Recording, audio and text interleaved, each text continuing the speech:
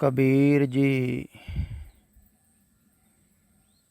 कह रहे ਹਨ क्यों लीजै गढ़ बंका पाई दोवर कोट अर तेवर खाई। किवें ਇਹ ਗੜ੍ਹ ਜਿੱਤਿਆ ਜਾਵੇ, ਕਿਵੇਂ ਪ੍ਰਵੇਸ਼ ਕੀਤਾ ਜਾਵੇ ਇਸ ਕਿਲ੍ਹੇ ਦੇ ਅੰਦਰ, ਕਿਉਂਕਿ ਦੋਹਰੀਆਂ ਦੀਵਾਰਾਂ ਹਨ। ਫਿਰ ਤੇਹਰੀ ਖਾਈ ਹੈ ਚਾਰ ਛਪੇਰੇ ਮਾਇਆ ਰੂਪੀ। ਫਿਰ ਇਹਦੇ ਅੰਦਰ ਸਿੰਘਾਸਨ ਤੇ ਬਿਰਾਜਮਾਨ ਹੈ ਮਨ ਮਾਵਾ ਐਸੀ, ਮਸਤ ਬੈਠਾ ਹੋਇਆ। ਉਹਨੇ ਆਪਣੀ ਪੂਰੀ ਹੀ ਫੌਜ ਤਿਆਰ ਕੀਤੀ ਹੋਈ ਹੈ, ਤੀਰ ਕਮਾਨ ਕੱਸੇ ਹੋਏ, ਭਾਵ ਕਿ ਪੂਰੀ ਪਾਰਟੀ ਮਜ਼ਬੂਤ ਕੀਤੀ ਹੋਈ ਹੈ। ਉਸ ਮਨ ਨੇ ਅੰਦਰ ਵੜ ਨਹੀਂ ਦਿੰਦਾ ਕਿਸੇ ਨੂੰ। ਜਿਵੇਂ ਬਾਹਰ ਰਾਜਨੀਤਿਕ ਲੋਕ ਤੁਸੀਂ ਦੇਖਦੇ ਹੋ ਨਾ, ਵੀ ਆਪਣੀ ਪਾਰਟੀ ਨੂੰ ਮਜ਼ਬੂਤ ਕਰਕੇ ਰੱਖਦੇ ਹਨ।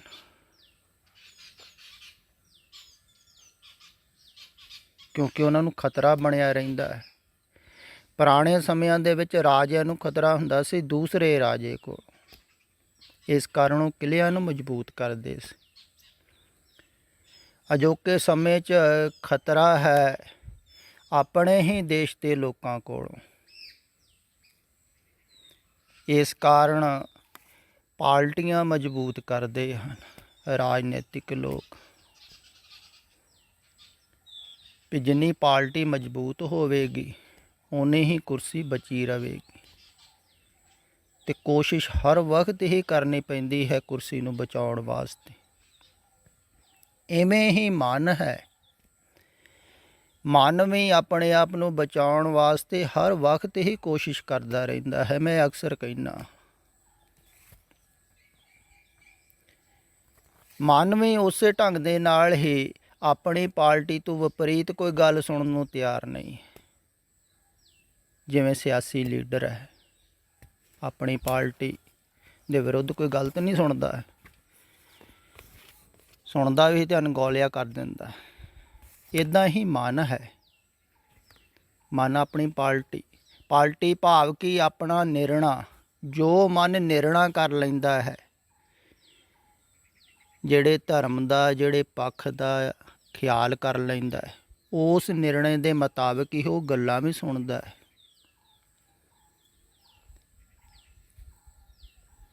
ਜਿਵੇਂ ਕਿਸੇ ਨੇ ਬਾਹਰੀ ਧਰਮ ਦਾ ਨਿਰਣੇ ਕਰ ਲਿਆ ਵੀ ਇਹ ਧਰਮ ਹੁੰਦਾ ਹੈ ਜੋ ਬਾਹਰ ਦੱਸਿਆ ਜਾ ਰਿਹਾ ਹੈ, ਉਹ ਭਾਵੇਂ ਹਿੰਦੂ ਧਰਮ ਹੋਵੇ, ਇਸਲਾਮ ਹੋਵੇ, ਸਿੱਖ ਹੋਵੇ, ਈਸਾਈ ਹੋਵੇ, ਉਸ ਨਿਰਣੇ ਦੇ ਮੁਤਾਬਕ ਹੀ ਉਹ ਗੱਲ ਨੂੰ ਸੁਣਦਾ ਹੈ।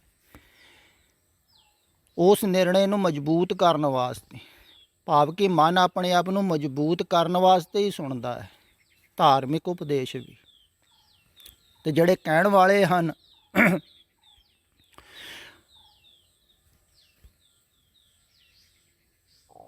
ਉਹਨਾਂ ਨੇ ਵੀ ਆਪਣਾ ਗੜ੍ਹ ਜਿੱਤਿਆ ਨਹੀਂ ਹੈ, ਕਿਲ੍ਹਾ ਜਿੱਤਿਆ ਨਹੀਂ ਹੈ, ਉਹ ਵੀ ਬਾਹਰ ਹੀ ਬਾਹਰ ਹਨ।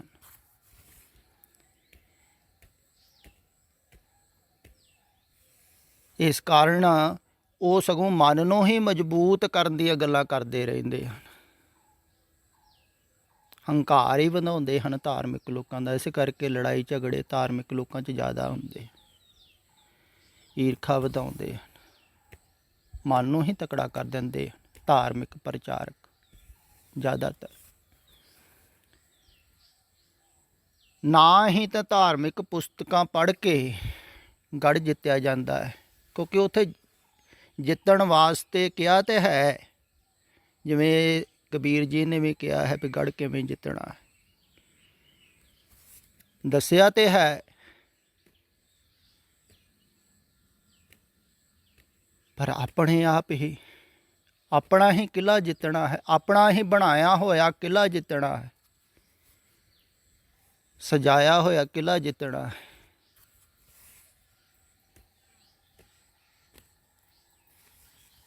ਇਸ ਕਾਰਨ ਜੋ ਉਪਦੇਸ਼ ਹੈ ਨਾ, ਉਹਦੇ ਦੁਆਰਾ ਕਿਲੇ ਨਹੀਂ ਜਿੱਤੇ ਜਾਂਦੇ ਹਨ।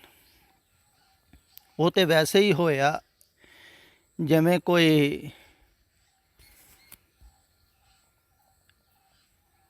ਬਾਹਰੋਂ ਕਿਲੇ ਨੂੰ ਜਿੱਤਣ ਵਾਸਤੇ ਟ੍ਰੇਨਿੰਗ ਕਰਕੇ ਆਇਆ ਹੋਵੇ, ਕਿਸੇ ਬਾਹਰੀ ਕਿਲੇ ਨੂੰ ਢਾਉਣ ਵਾਸਤੇ, ਜਿੱਤਣ ਵਾਸਤੇ। ਪੁਰਾਣੇ ਸਮੇਂ 'ਚ ਕਰਦੇ ਹੋਣਗੇ ਵੀ ਕਿਲਾ ਕਿਵੇਂ ਢਾਉਣਾ ਹੈ, ਕਿਵੇਂ ਦਰਵਾਜ਼ਾ ਤੋੜਨਾ ਹੈ, ਕਿਵੇਂ ਅੰਦਰ ਦਾਖਲ ਹੋਣਾ।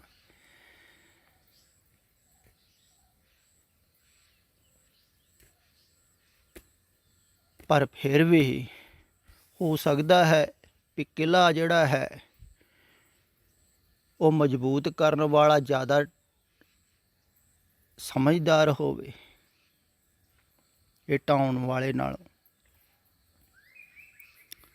ਜ਼ਿਆਦਾਤਰ ਮਨ ਅੰਦਰੋਂ ਸਮਝਦਾਰ ਹੁੰਦਾ ਹੈ, ਸੁਰੱਖਿਅਤ ਰੱਖਦਾ ਹੈ ਮਨ ਆਪਣੇ ਆਪ ਨੂੰ। ਅਤੇ ਅਗਰ ਥੋੜ੍ਹਾ ਬਹੁਤਾ ਢਹਿੰਦਾ ਵੀ ਹੈ ਨਾ ਕਿਸੇ ਪਾਸੋਂ ਕਿਲਾ, ਤਾਂ ਉਸੇ ਵੇਲੇ ਉਹਨੂੰ ਸੰਭਾਲਦਾ ਹੈ ਮਨ। ਫਿਰ ਦੂਸਰਾ ਉਹ ਹੈ ਜਿਹਨੇ ਕਿਲਾ ਜਿੱਤਿਆ ਹੋਇਆ ਹੈ, ਯੁੱਧ ਲੜਿਆ ਹੈ, ਉਹ ਤੁਹਾਡੇ ਨਾਲ ਹੋ ਜਾਵੇ ਵੀ ਆਓ ਮੈਂ ਤੁਹਾਨੂੰ ਦੱਸਾਂ, ਕਿਲਾ ਤੁਸੀਂ ਹੀ ਜਿੱਤਣਾ ਹੈ ਕਿਉਂਕਿ ਤੁਸੀਂ ਹੀ ਬਣਾਇਆ ਹੋਇਆ ਹੈ। ਪਰ ਜਿੱਤਣ ਦੀ ਕਲਾ ਉਹ ਦੱਸਦਾ ਹੈ। ਅਤੇ ਜਿਹੜਾ ਜਿੱਤਣ ਦੀ ਕਲਾ ਦੱਸਦਾ ਹੈ ਨਾ, ਜਿੱਥੋਂ ਜਿੱਤਣ ਦੀ ਕਲਾ ਮਿਲਦੀ ਹੈ, ਉਹਨੂੰ ਹੀ ਕਬੀਰ ਜੀ ਕਹਿ ਰਹੇ ਹਨ, ਸਾਧ ਸੰਗਤ ਅਰ ਗੁਰ ਕੀ ਕਿਰਪਾ ਤੇ ਪਕੜਿਓ ਗੜ ਕੋ ਰਾਜਾ। ਕਹਿੰਦਾ ਗੁਰੂ ਦੀ ਕਿਰਪਾ ਦੁਆਰਾ, ਗੁਰੂ ਦੀ ਸੰਗਤ ਪ੍ਰਾਪਤ ਹੋਈ, ਅਤੇ ਸੰਗਤ ਦੇ ਵਿੱਚ ਕੀ ਹੋਇਆ, ਪ੍ਰੇਮ ਜਾਗਿਆ। ਉੱਪਰਲੀਆਂ ਪੰਕਤੀਆਂ 'ਚ ਕਹਿੰਦੇ ਹਨ, ਪ੍ਰੇਮ ਪਲੀਤਾ ਸੁਰਤ ਹਵਾਈ ਗੋਲਾ ਗਿਆਨ ਚਲਾਇਆ। ਦੇਖੋ, ਪ੍ਰੇਮ ਪਲੀਤਾ ਸੁਰਤ ਹਵਾਈ, ਪ੍ਰੇਮ ਰੂਪੀ ਪਲੀਤਾ ਲਾਇਆ।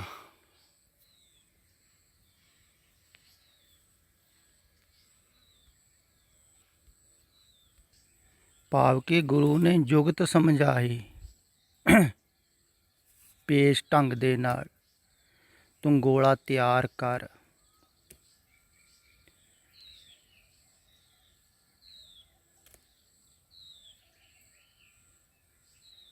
ਤੇ ਪਹਿਲਾਂ ਪ੍ਰੇਮ ਆਵੇਗਾ, ਪ੍ਰੇਮ ਦੇ ਪਲੀਤੇ ਨੂੰ ਅੱਗ ਲੱਗੇਗੀ। ਫਿਰ ਜਿਹੜੀ ਸੁਰਤ ਹੈ ਬਾਹਰ ਪਟਕਰੀ, ਉਹਦੇ ਦੁਆਰਾ ਗਿਆਨ ਰੂਪੀ ਗੋਲਾ ਚੱਲੇਗਾ।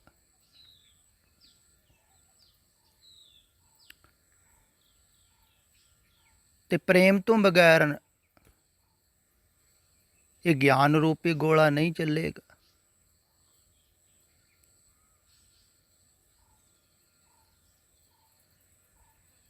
ਧਿਆਨੀ ਨੂੰ ਧਿਆਨ ਦੁਆਰਾ ਗਿਆਨ ਮਿਲਦਾ ਹੈ, ਜਿਵੇਂ ਜਿਵੇਂ ਗਹਿਰਾ ਧਿਆਨ ਜਾਂਦਾ ਹੈ। ਪ੍ਰੇਮੀ ਨੂੰ ਪ੍ਰੇਮ ਦੁਆਰਾ ਸੋਝੀ ਆਉਂਦੀ ਹੈ, ਕਹਿ ਲਈ।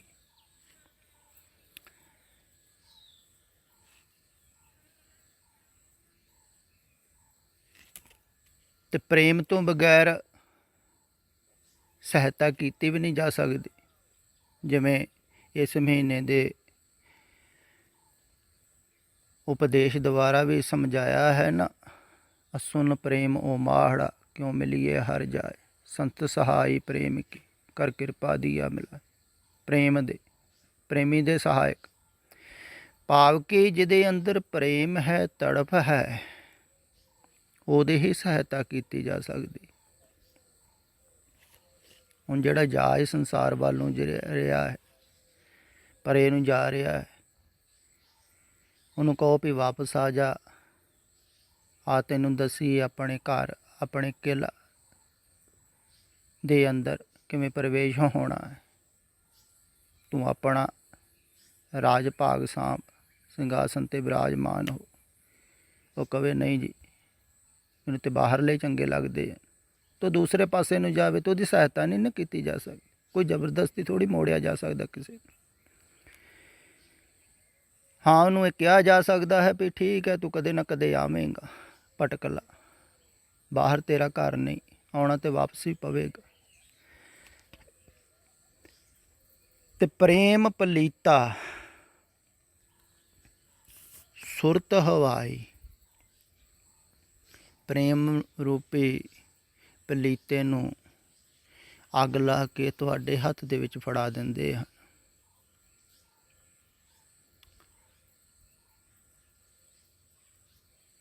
ਤੇ ਤੁਹਾਡੀ ਹੀ ਸੁਰਤ ਦੁਆਰਾ ਤੁਹਾਡੇ ਹੀ ਅੰਦਰ ਗਿਆਨ ਰੂਪੀ ਗੋਲਾ ਸੁੱਟ ਦਿੰਦੇ ਹਨ, ਤੁਹਾਡੇ ਕਿਲੇ ਨੂੰ ਢਾਉਣ ਵਾਸਤੇ।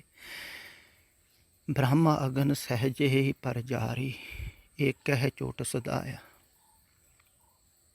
ਫਿਰ ਅੰਦਰ ਜਾ ਕੇ ਉਹ ਅਗਨ ਜਿਹੜੀ ਬ੍ਰਹਮ ਦੀ, ਜਿਹਦੇ ਦੁਆਰਾ ਸਾਰੇ ਹੀ ਭਸਮਾਂ ਭੂਤ ਹੋ ਜਾਂਦੇ ਆ, ਉਹ ਜਲ ਪੈਂਦੀ। ਪਰ ਉਹ ਪਹਿਲੇ ਗੋਲੇ ਦੇ ਨਾਲ ਨਹੀਂ ਜਗਦੀ ਹੈ। ਕਈ ਵਾਰਾਂ ਤੇ ਕਈਆਂ ਦੇ ਗੋਲਾਂ ਅੰਦਰ ਡਿੱਗਦਾ ਹੈ ਗਿਆਨ ਰੂਪੀ, ਤੇ ਥੋੜ੍ਹੇ ਬਹੁਤੇ ਮਨ ਦੇ ਸਾਥੀ ਘਾਇਲ ਹੁੰਦੇ ਹਨ, ਫੱਟਰ ਹੋ ਜਾਂਦੇ ਹਨ, ਉਹਨਾਂ ਨੂੰ ਸੰਭਾਲ ਲੈਂਦਾ ਹੈ। ਕਿਲੇ ਦੀ ਮਾੜੀ ਮੋਟੀ ਦੀਵਾਰ ਢਹਿ ਗਈ ਤਾਂ ਉਹਨੂੰ ਫਿਰ ਠੀਕ ਕਰ ਲੈਂਦਾ ਹੈ। ਇੱਦਾਂ ਹੀ ਹੁੰਦਾ ਹੈ ਨਾ। ਕਈ ਸਤਸੰਗੀ ਹੈ, ਉਹਨਾਂ 'ਤੇ ਚੋਟ ਲੱਗਦੀ,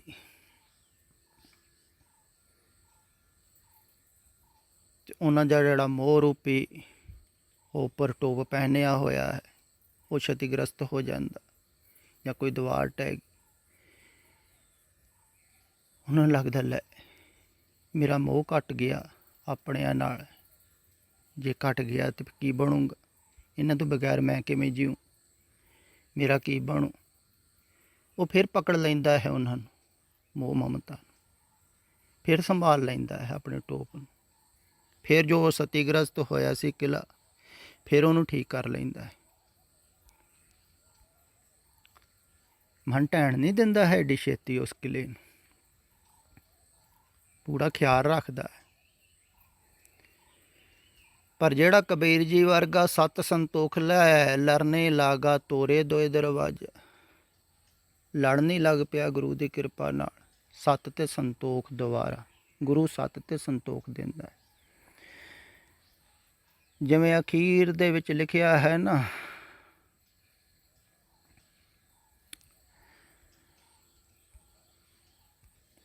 ਥਾਲ ਵਿੱਚ ਤਿੰਨ ਵਸਤੂ ਪਈਓ ਸਤ ਸੰਤੋਖ ਵਿਚਾਰੋ।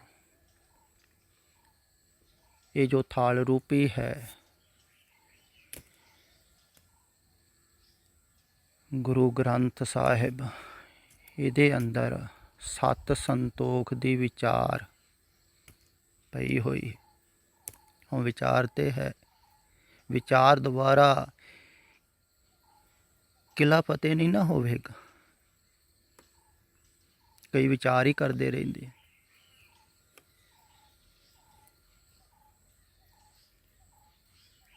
ਤੇ ਵਿਚਾਰ ਦੁਆਰਾ ਕਿਲ੍ਹਾ ਨਹੀਂ ਨਾ ਫਤਿਹ ਹੋਵੇਗਾ।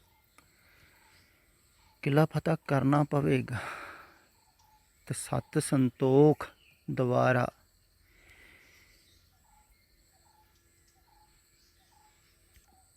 ਜਿਹੜਾ ਲੜਨ ਲੱਗ ਜਾਂਦਾ ਹੈ, ਭਾਵ ਕਿ ਸਤਤ ਸੰਤੁਸ਼ਟ ਹੁੰਦਾ ਹੈ ਸੰਸਾਰ ਵੱਲੋਂ, ਤੇ ਸਤਤ ਅੰਦਰ ਵੱਲੋਂ ਅਸੰਤੁਸ਼ਟ ਹੁੰਦਾ ਹੈ ਤੇ ਚੱਲਦਾ ਰਹਿੰਦਾ। ਤੇ ਉਹ ਜਿਹੜਾ ਹੈ ਨਾ, ਗੁਰੂ ਦੀ ਕਿਰਪਾ ਦੁਆਰਾ ਦਰਵਾਜ਼ੇ ਤੋੜ ਲੈਂਦਾ। ਸਾਧ ਸੰਗਤ ਅਰ ਗੁਰ ਕੀ ਕਿਰਪਾ ਤੇ ਪਕੜਿਓ ਗਰ ਕੋ ਰਾਜਾ। ਫਿਰ ਕਹਿੰਦੇ ਹਨ ਜਿਹੜਾ ਗੜ੍ਹ ਦਾ ਰਾਜਾ ਹੈ ਨਾ, ਉਹ ਪਕੜ ਲੈਂਦਾ ਹੈ।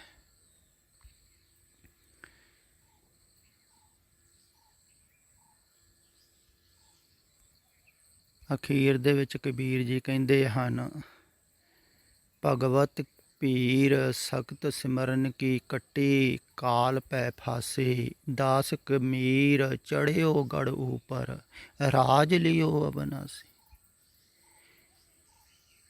ਕਹਿੰਦੇ ਸਤ ਸੰਗਤ ਦੀ ਕਿਰਪਾ ਦੁਆਰਾ ਸਿਮਰਨ ਦੇ ਬਲ ਨਾਲ ਉਹ ਜਿਹੜੀ ਕਾਲ ਦੀ ਫਾਹੀ ਸੀ, ਉਹ ਜਿਹੜਾ ਕਿਲਾ ਸੀ, ਉਹ ਦੀਵਾਰਾਂ ਢਹਿ ਗਈਆਂ। ਉਹ ਜਿਹੜੀਆਂ ਰੱਸੀਆਂ ਸੀ, ਉਹ ਜੰਜੀਰਾਂ ਸੀ, ਉਹ ਟੁੱਟ ਗਈਆਂ ਤੇ ਮੈਂ ਸੁਤੰਤਰ ਹੋਇਆ।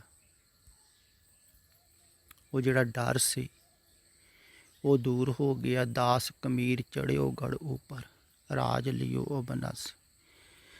ਜਦੋਂ ਅਬਨਾਸੀ ਰਾਜ ਮਿਲ ਜਾਂਦਾ ਹੈ ਨਾ, ਉਦੋਂ ਸਾਰਾ ਹੀ ਭੈ ਖਤਮ ਹੋ ਜਾਂਦਾ ਹੈ। ਦਰਅਸਲ ਭੈ ਭੀਤ ਆਦਮੀ ਹੀ ਆਪਣੀ ਸੁਰੱਖਿਆ ਕਰਦਾ ਹੈ। ਮਨ ਭੈ ਭੀਤ ਹੈ, ਇਸ ਕਰਕੇ ਆਪਣੀ ਸੁਰੱਖਿਆ ਕਰ ਰਿਹਾ ਹੈ।